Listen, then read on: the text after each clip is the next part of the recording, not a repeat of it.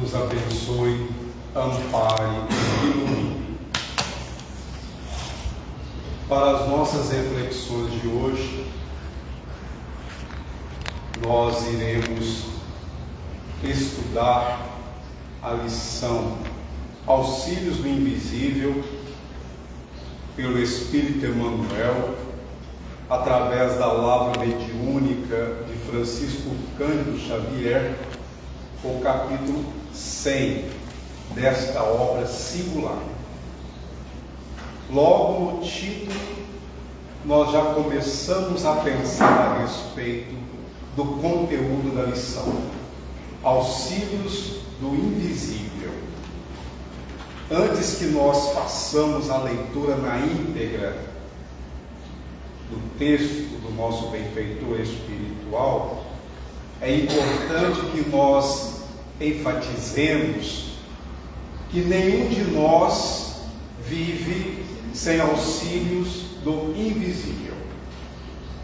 Não existe uma criatura, um filho de Deus, um tutelado do amado Mestre Jesus, sem assistência, sem o divino amparo.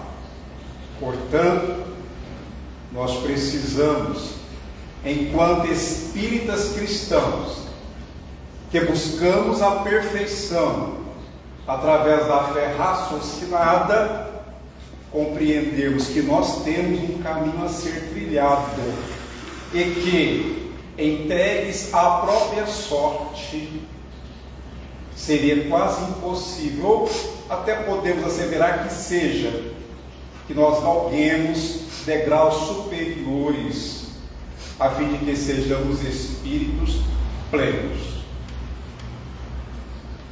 Dito isso, vamos à leitura. E, depois de passarem a primeira e segunda guarda, chegaram à porta de ferro que dá para a cidade, a qual se lhes abriu por si mesma. E, tendo saído, percorreram uma rua, e logo o anjo se apartou dele. Essa passagem está no livro Atos dos Apóstolos, capítulo 12, versículo 10.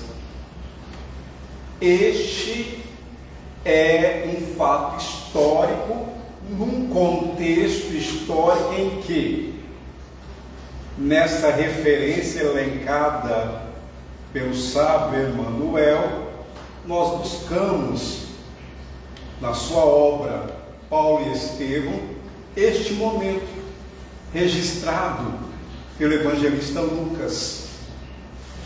Lá diz Emmanuel que Pedro estava preso.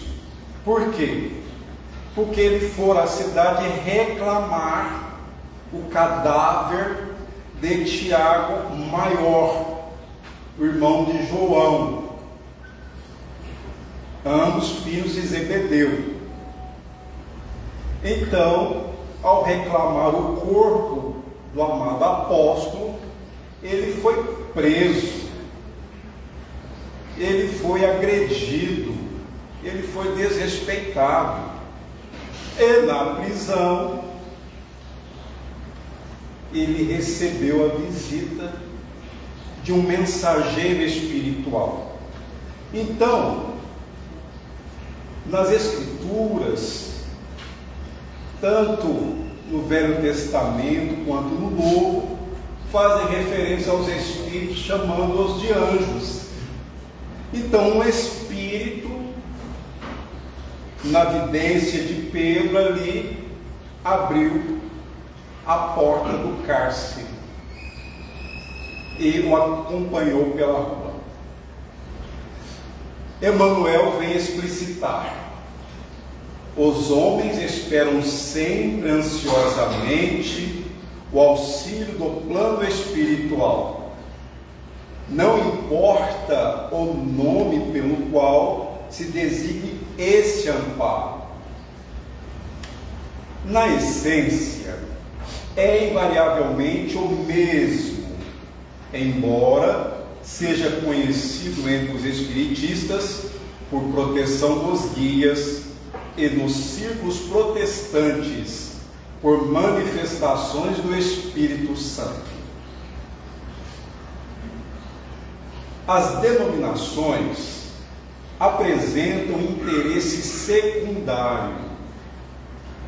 Essencial é considerarmos que semelhante colaboração constitui elemento vital nas atividades do crente sincero.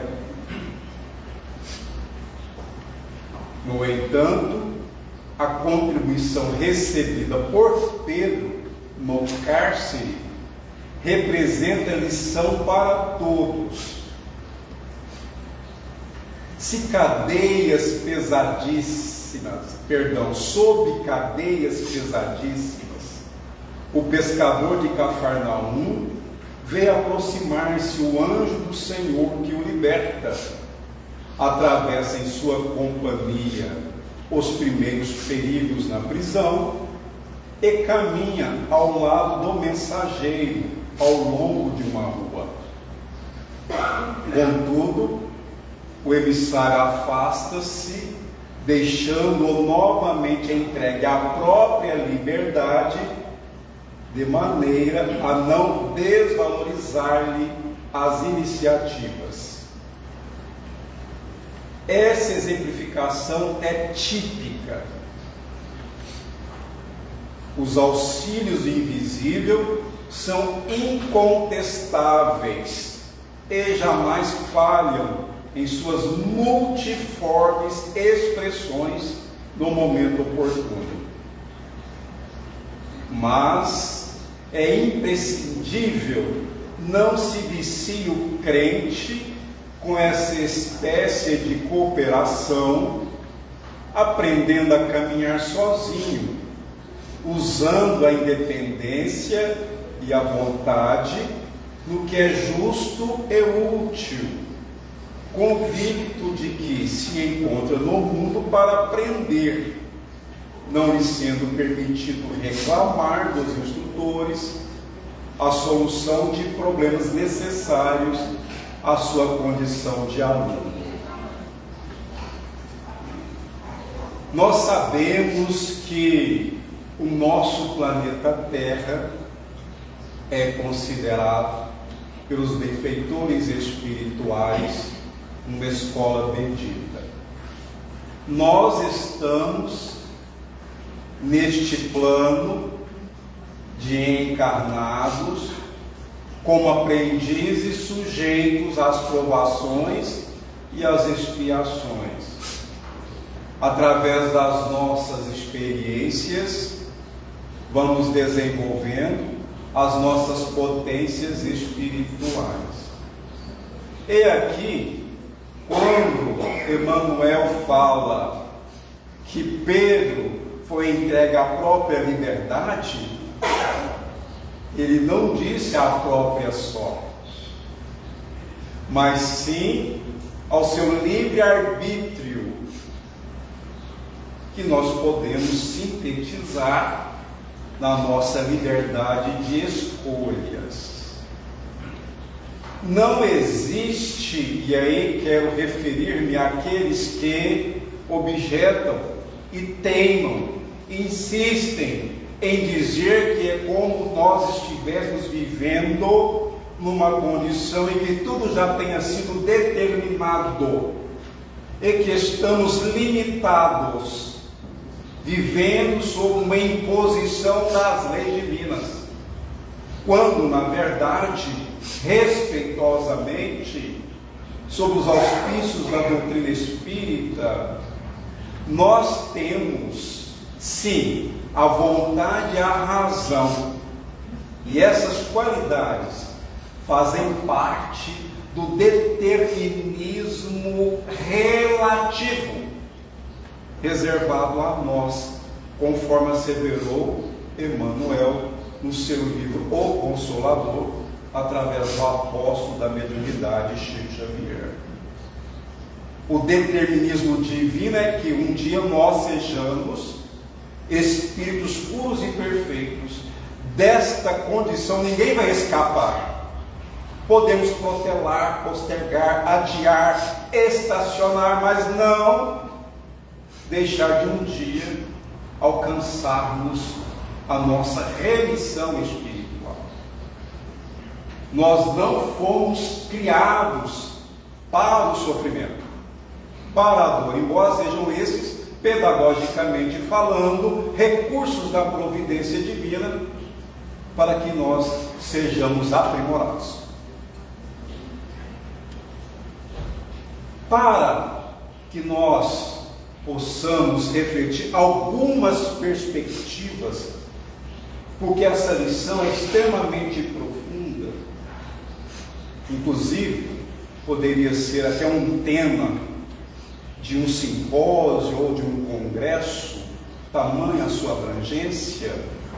Nós nos permitimos aqui buscar a questão da proteção espiritual, que todos nós temos. Às vezes alguém diz assim: nossa, eu queria tanto ver o meu anjo guardião. Nossa, quem não gostaria? Ah, mas por que Chico Xavier via Emmanuel, o seu guia e benfeitor? Porque Chico Xavier, ele já estava preparado para poder conversar, conviver, estar com o seu espírito protetor. Ah, mas eu nem sei como é que eu me refiro ao meu anjo guardião, qual o seu nome? Os Espíritos dizem que o nome não importa. Podemos dar-lhe o nome que nós bem desejarmos, e ele vai nos atender. Ah, mas eu ainda quero reencontrar-me com meu anjo guardião. Meu irmão, minha irmã, meus irmãos e minhas irmãs, isso acontece constantemente, mas durante o sono, quando acordamos, nós não recordamos, mas vai chegar um dia na espiritualidade e nós iremos reencontrar esse benfeitor ou essa benfeitora e com ele aprendermos e evoluirmos. Na Revista Espírita, Jornal de Estudos Psicológicos, publicada por Allan Kardec no primeiro ano, março de 1858, o codificador da doutrina espírita dirigiu perguntas a São Luís. Quem foi este espírito? O protetor espiritual da Sociedade Espírita Parisiense de Estudos Espíritas, fundado por Allan Kardec em 1858. Pergunta: quando um perigo iminente ameaça alguém, é um espírito que dirige um perigo, e quando dele escapa, é outro espírito que o afasta. Então, rapidamente, quer dizer que nós podemos ter espíritos em nossa jornada enquanto espíritos imersos na matéria densa, que conspiram, que nos embaraçam, que criam perigos até mesmo de morte para nós? Olha que pergunta. Vejamos a resposta. Quando um espírito se encarna, escolhe uma prova. Escolhendo-a, se faz uma espécie de destino que não pode mais conjurar, uma vez que a ele está submetido. Falo de provas físicas e não morais. São diferentes. Antes de reencarnarmos, nós temos uma visão de nós mesmos sem o filtro da matéria. Nós estudamos com os amigos espirituais, com os mentores da espiritualidade maior, a nossa história pregressa. E ali sabemos onde falhamos, aonde recapitulamos e fracassamos novamente. Então nós escolhemos as nossas provas. As provas, meus irmãos e minhas irmãs, não podem ser vistas e entendidas como castigos, não. São desafios, são lutas, são os acontecimentos importantes para que as nossas faculdades espirituais sejam desenvolvidas, enquanto que a expiação é a consequência daqueles erros que nós perpetramos no pretérito e que, através dos mesmos, nós infringimos as leis divinas. Mas vamos lá, calma. Existem espíritos que sequer tomam consciência de que estão desencarnados, estão recambiados para as reencarnações. Estes casos são entendidos como reencarnações compulsórias, impostas a estes irmãos e irmãs. Quando o espírito ele não tem essa capacidade de escolher, e aí o livre-arbítrio, para quem possa argumentar onde é que está, ele vai se ampliando de acordo com a evolução espiritual. Menos evoluído, menos evoluído, mais restrito é o livre-arbítrio. Mas é para o bem deste irmão, é para o bem deste espírito.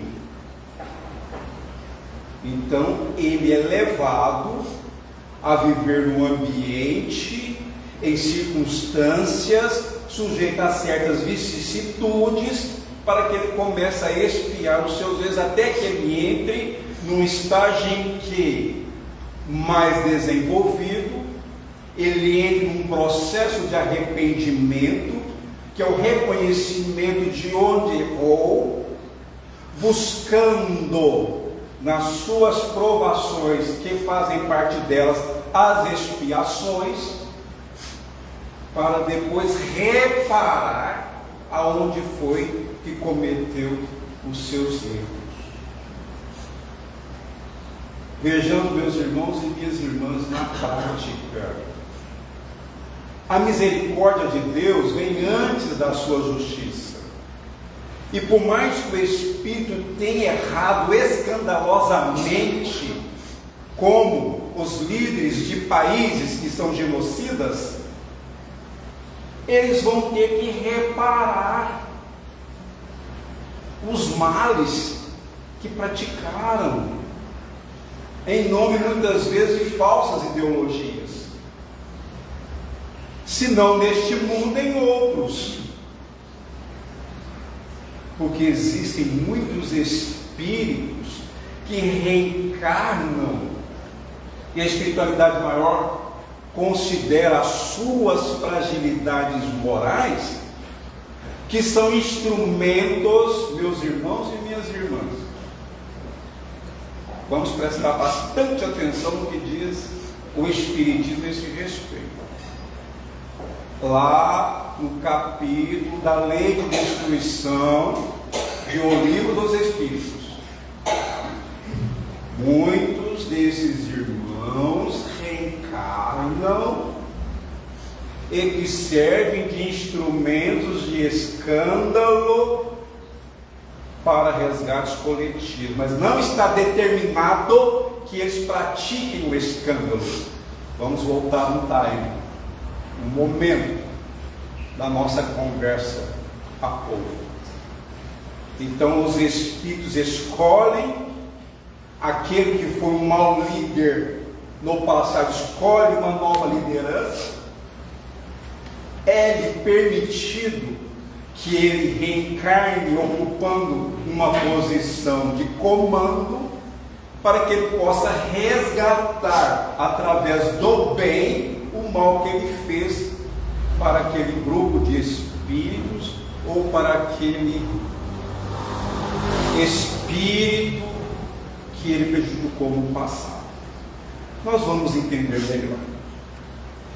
Conservando o espírito seu livre-arbítrio sobre o bem e o mal, é sempre o Senhor para suportar ou repelir a prova. Então nós podemos falar assim: nossa, mas eu não me recordo o que eu programei. Será possível que eu tinha que ter essa família? E esse irmão? E essa irmã? Não, isso não está certo. Mas que vida é essa? Por que eu não me recordo? Ora, nós temos a intuição, e também não nos falta a inspiração, e ambas fazem parte do auxílio do invisível, ou dos auxílios do invisível, porque os nossos benfeitores espirituais, os nossos anjos guardiães, eles conversam conosco constantemente, lembrando-nos dos compromissos assumidos anteriormente. Para aqueles que ainda tenham reencarnado compulsoriamente, reencarnação imposta, eles também recebem essas inspirações, eles também têm essas intuições. Existem diferenças. Por exemplo, se nós, no plano espiritual, durante o sono ou um desdobramento que seja inconsciente, conversamos com um amigo espiritual, ele vai nos dar algumas orientações. Voltamos para o corpo, para o estado de vigília, e esquecemos o que foi dito a nós. Mas de repente nós começamos a ter ideias, começamos a ter pensamentos, aspirações, desejos que até então nós não tínhamos. É a manifestação da intuição. E aí, para que aquela intuição fique mais clara na nossa forma de sentir, de pensar, de agir, o amigo espiritual vem inspirar-nos, falar conosco, e recebemos seus pensamentos como ideias próprias, mas ele não nos tira a liberdade da ação, da opção, da atitude. Um bom espírito, vendo-o enfraquecer, pode vir em sua ajuda, mas não pode influir sobre ele de maneira a dominar a sua vontade. Um espírito mau, quer dizer inferior, mostrando-lhe, exagerando-lhe um perigo físico, pode abalá-lo e amedrontá-lo, mas a vontade do espírito encarnado não fica menos livre de todo entrave.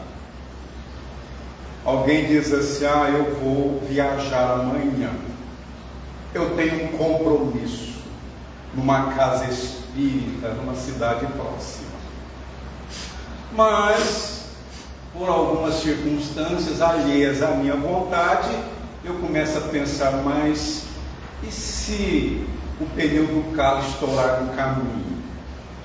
E se eu tiver um problema no motor do carro? E se cair uma chuva torrencial? E se tiver um acidente? E se eu passar mal? E se de repente eu começo a criar imagens, e na verdade é o espírito inferior que, encontrando em mim fragilidades, porque faltou-me a vigilância e a oração, eu acalento aquele pensamento e dou asas à imaginação. Mas eu tenho a vontade, e a vontade é uma alavanca poderosa que todos nós temos. Então nós podemos, primeiro, onde é que está a nossa fé? Nós não temos um compromisso com o bem, então confiemos em Deus, confiemos em Jesus e nos benfeitores espirituais. Vamos pegar o carro e vamos cumprir com o nosso dever. A fatalidade que parece presidir aos destinos materiais de nossas vidas seria, pois, ainda o efeito do nosso livre-arbítrio fatalidade. Dizem os espíritos ao professor Allan Kardec que a fatalidade é o momento da morte. Quando nós ouvimos assim, mas fulano desencarnou, aí quem não está ainda familiarizado com os conhecimentos espíritas, diz assim, chegou a sua hora. Quando fala isso perto de mim, eu não sou indelicado, apenas penso. Você tem certeza que chegou a hora? Ele não foi negligente com a saúde? Será que a sua reencarnação não foi abreviada por conta de compromissos espirituais que ela assumiu e que teriam consequências e que prejudicariam não só ele, mas também o grupo ao qual ele pertence? Enfim, existem irmãos nossos que desencarnam antes do período previsto como suicidas indiretos. Exemplo famoso, André Luiz, o espírito autor do livro Nosso Lar, que por sinal, lá no hospital, quando ele foi examinado pelo médico espiritual Henrique de Luna, este lamentou ao dizer que era uma pena, mas André Luiz era um suicida indireto. Ele não deliberou, ele não tinha intenção de desencarnar, mas por conta dos seus abusos, ele desencarnou antes do tempo previsto. Tu mesmo, responde o Espírito São Luís, tu mesmo escolheste tua prova. Quanto mais ela é rude, melhor tu a suportes, mais tu te elevas. Então, meus irmãos, minhas irmãs, quando alguém fala assim, nossa, mas a vida está difícil demais, eu não suporto. Nossa, quando alguém, ainda se referindo a este quadro material da Terra, eu quero ficar muito tempo sem reencarnar aqui. Mas como? Como é que você vai evoluir? E quem acredita que ficando muito tempo no plano espiritual sem reencarnar, eu quero te dar uma notícia. Não sei se é agradável. O perispírito vai desgastando. Ele é semimaterial. A matéria não está sujeita aos desgastes. O espírito precisa reencarnar. Meus irmãos e minhas irmãs, os espíritos inferiores têm medo de energias animalizadas para se manterem no plano espiritual. E existem espíritos que de tal forma persistem na erraticidade, no mundo astral, para não reencarnarem, que vão perdendo as condições perispirituais do corpo espiritual para reencarnar no nosso planeta. Então, se eles não podem reencarnar no nosso planeta, para onde que eles vão? Para planetas inferiores. Porque os seus perispíritos são incompatíveis com os fluidos terrestres. Então, quanto mais dificuldades nós não devemos buscá-las, mas se elas nos encontrarem, devemos agradecer ao Senhor, porque são oportunidades benditas através das quais nós evoluímos. Como diz Leon Denis em sua obra memorável, O Problema do Ser, do Destino e da Dor, a dor, ela nos promove a sabedoria. É uma experiência muito importante para todos nós. Aqueles que passam a sua vida em abundância e na felicidade humana são espíritos frouxos que permanecem estacionários. Eu procurei a etimologia dessa palavra frouxos no francês e na verdade quer dizer aqueles sem coragem, os pusilânimes, os covardes. Não podemos generalizar, porque nós sabemos que o quadro material da Terra, ele não foi formado, segundo Emmanuel, pela vontade do Altíssimo. Ele é fruto da mente humana, desvairada pela ambição e pelo egoísmo.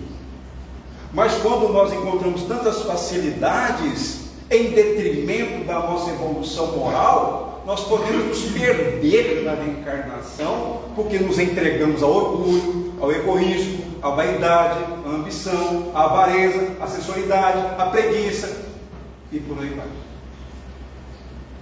Assim, o número dos infortunados sobrepuja, está acima em muito dos felizes desse mundo, tendo em vista que os espíritos procurem maior parte a prova que lhes será mais frutífera. Então, lá nós escolhemos: não, eu quero reencarnar num lar simples, eu quero ser filho de trabalhadores braçais, porque nesse ambiente hostil eu vou me esforçar, vou me tornar um acadêmico, vou ter uma vida melhor e vou ser um servidor da sociedade. Aí chega aqui, considerando as heranças psicológicas, aquelas, das reencarnações onde fracassamos, sofremos as influências do meio. E se aquelas decisões antes da reencarnação não foram sedimentadas, consolidadas, realmente não fazem parte do nosso eu imortal, quando nós sofremos essas influências, seremos arrastados por elas. E aí vamos cair novamente. Deus desiste? Nunca. Vamos viver, desencarnar e reencarnar, recapitular, até que um dia aprendamos. Conclui São Luís: eles veem muito bem a futilidade de vossas grandezas e de vossas alegrias. Aliás, a vida mais feliz é sempre agitada, sempre perturbada. Não seria isso senão pela ausência da dor. Então, como nós estamos aqui comentando a escolha das provas, nós precisamos ser respaldados. As nossas reflexões, elas têm que ser fundamentadas. A doutrina espírita, disse o professor Allan Kardec, é ciência da observação.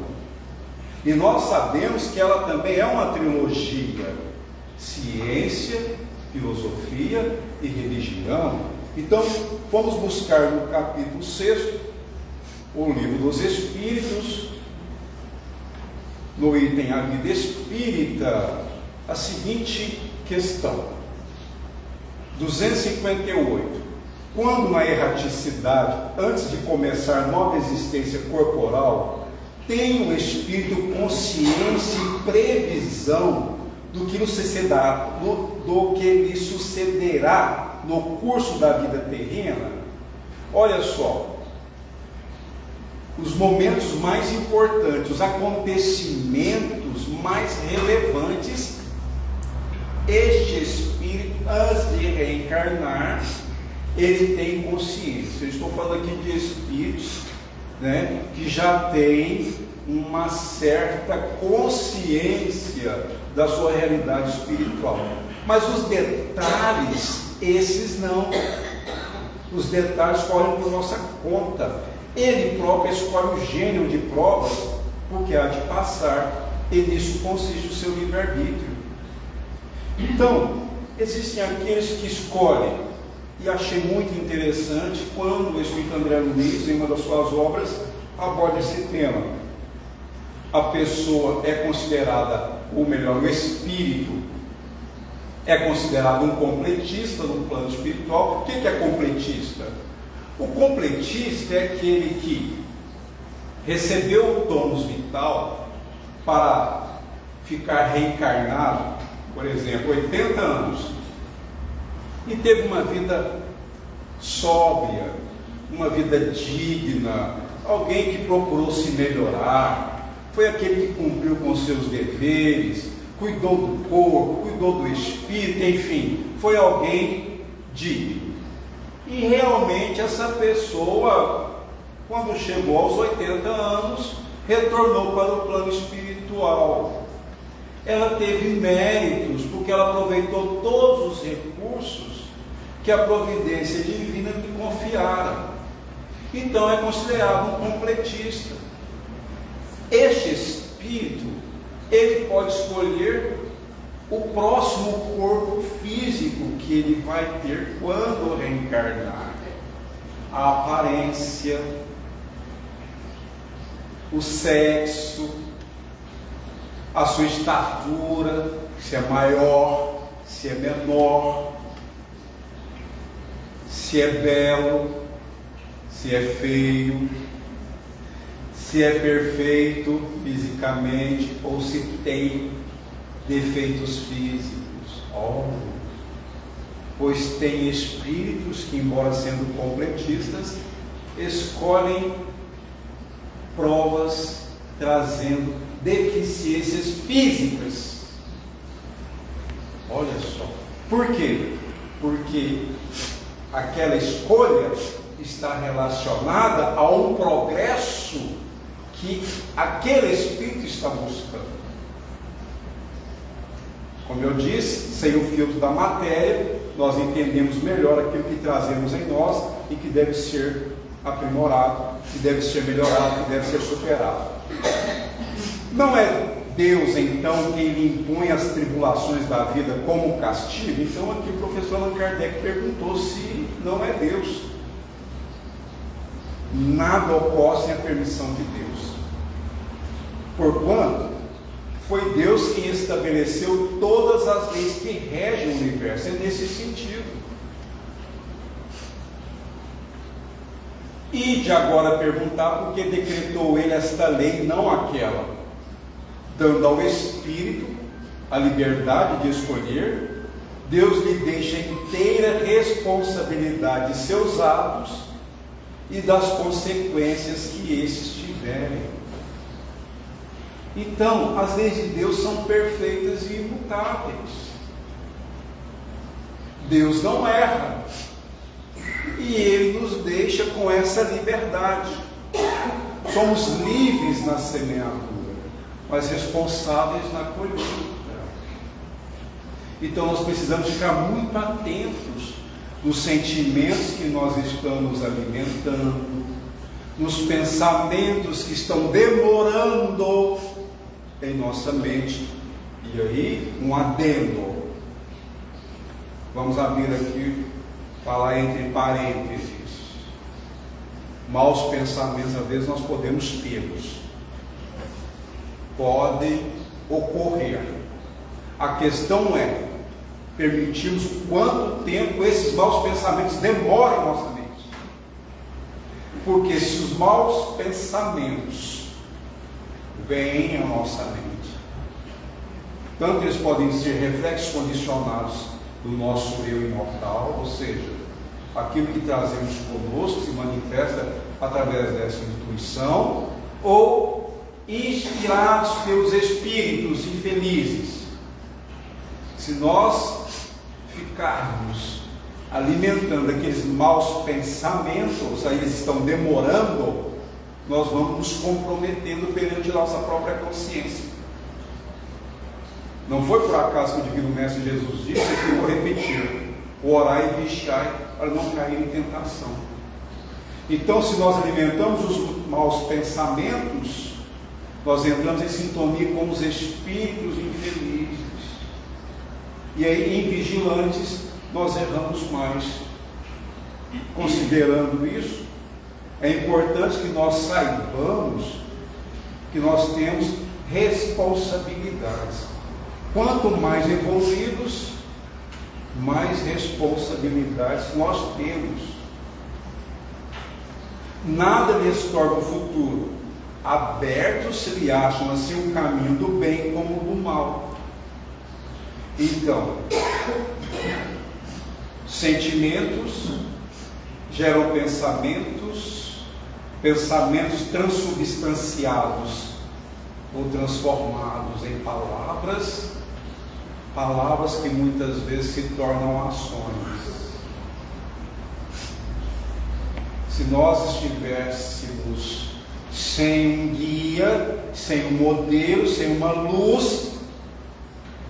nós estaríamos, apesar de vivos, mortos.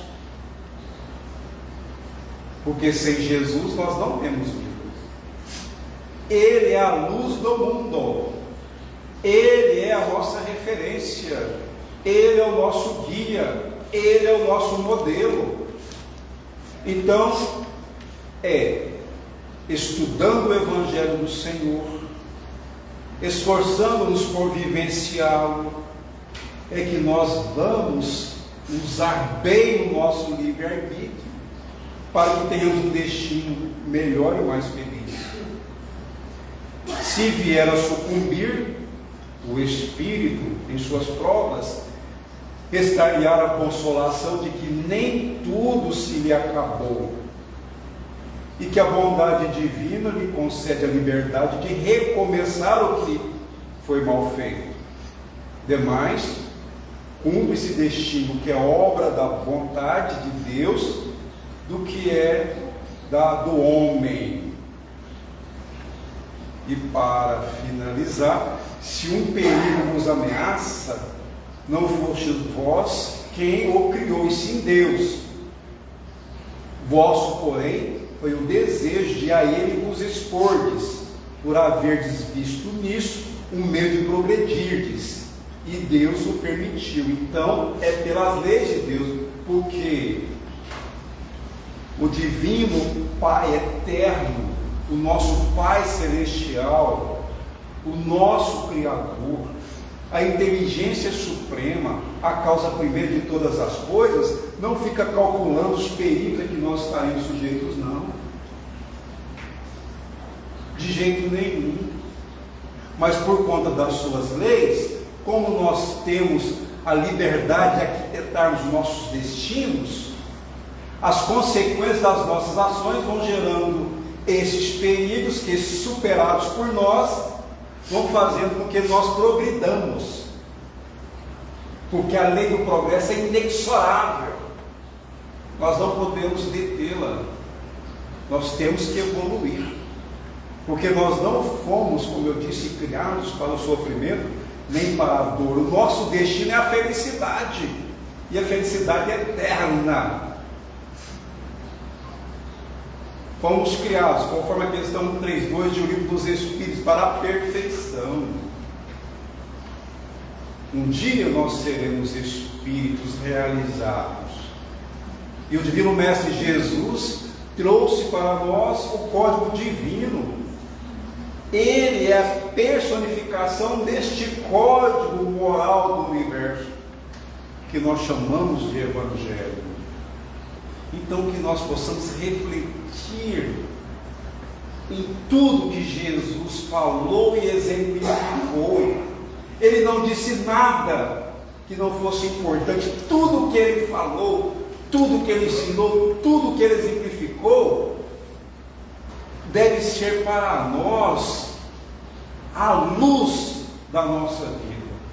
Portanto, meus irmãos e minhas irmãs, peçamos ao Senhor que nos dê forças para que possamos combater em nós as nossas más tendências e nos transformarmos moralmente. Que o Senhor nos abençoe, ampare e nos ilumine, e que nos guarde e nos proteja de todo o mal. Sim,